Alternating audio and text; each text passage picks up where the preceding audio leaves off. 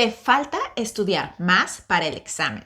If we need to say you need to study more for the exam, why would Darcy use a phrase that means you're lacking to study more for the exam?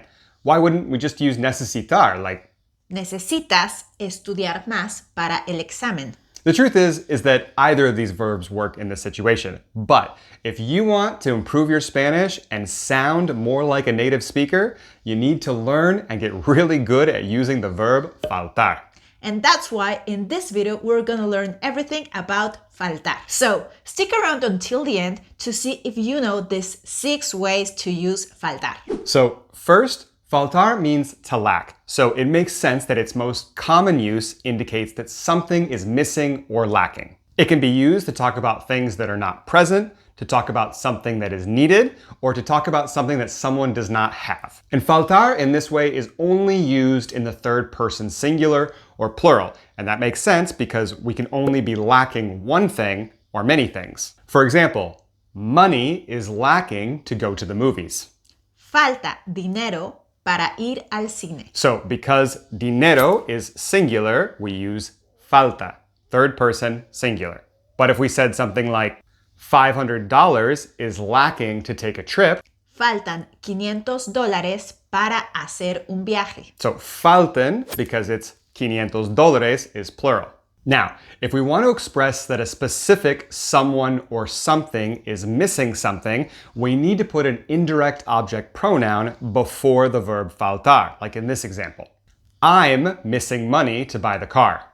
Me falta dinero para comprar el carro. So that's the difference here, is if we just say money is missing to buy the car, we just use falta dinero. But if we want to imply I'm missing money, it's me falta dinero.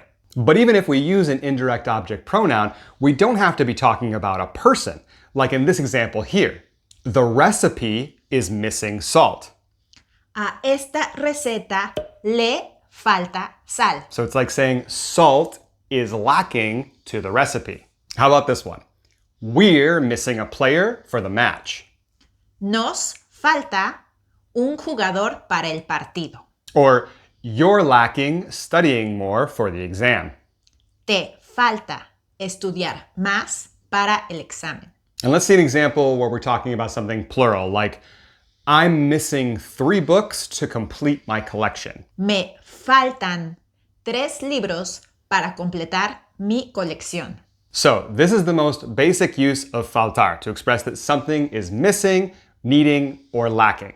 But we can also use faltar with time expressions to indicate how much time is left until something happens, and is often followed by para. For example, there are 10 minutes left until the movie starts.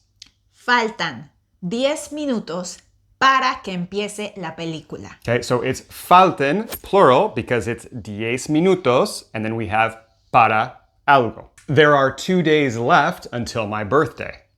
Faltan 2 días para mi cumpleaños. Okay, so faltan, because it's 2 días para algo. But if we were to have something singular, like there's 1 day left until my birthday, we would say Falta un día para mi cumpleaños. So falta or faltan, followed by a time in singular or plural, para, and then something that will happen. Now, the third way that we can use faltar is talking about when someone does not show up or does not attend something.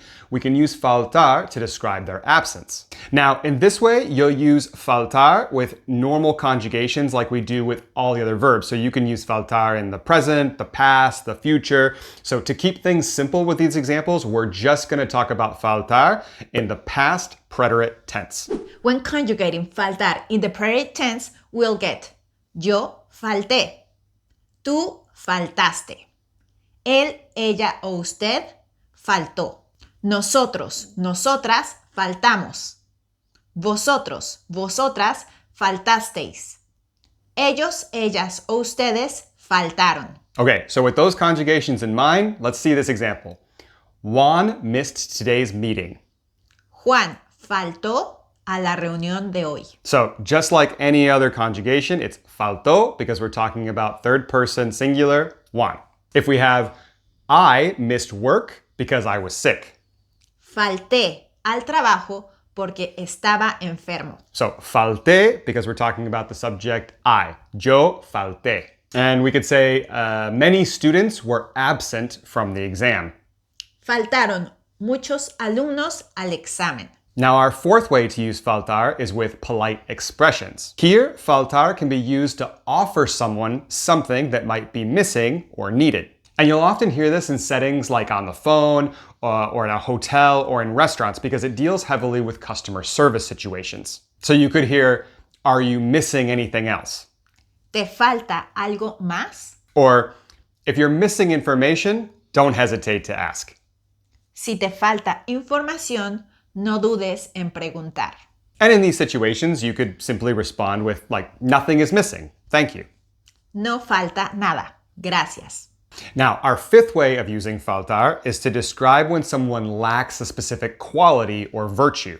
This is often used when someone is talking about respect or discipline or responsibility. So, for example, you lack discipline to reach your goals.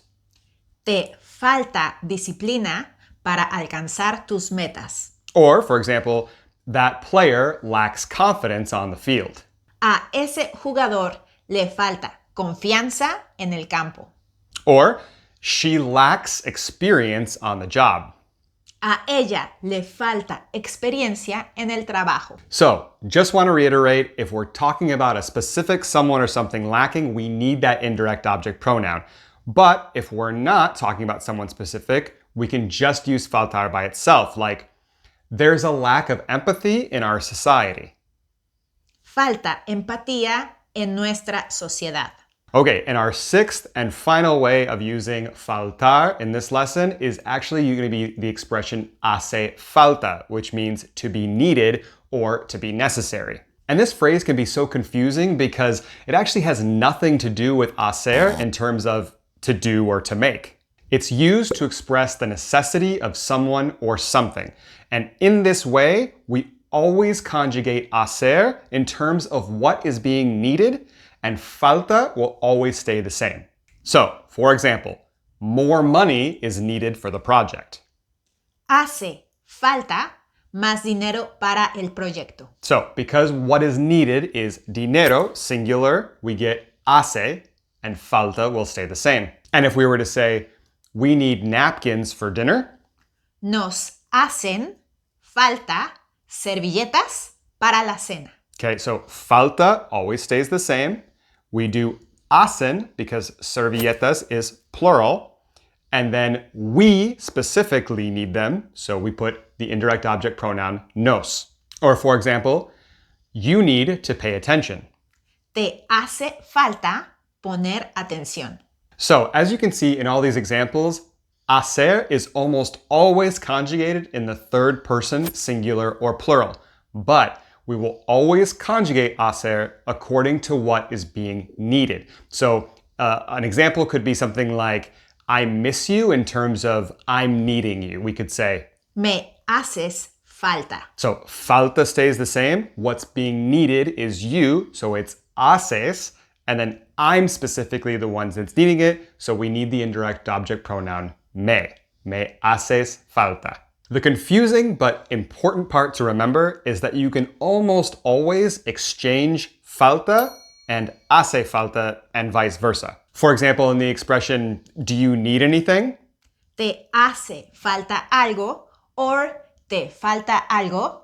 It's the same. And with practice, you'll get better at when to use which expression. If you guys like this video, please give us a like, subscribe to the channel, head over to Buy Me a Coffee where you can donate to the channel so that we can keep making videos like this. Now watch this video to keep improving your Spanish.